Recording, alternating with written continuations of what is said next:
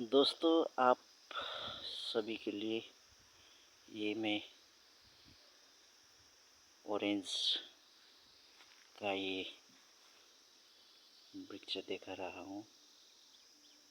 देखिए, इसमें भी फल लगा हुआ है। ये देख देख देख सकते हैं आप लोग। ये अभी पका नहीं है। अभी ये दिसंबर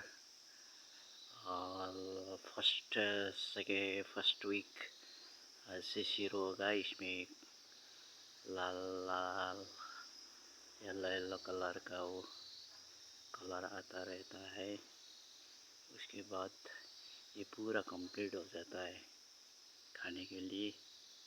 हैं, देख सकता है, छोटा सा ही है पर अच्छा है देखने में।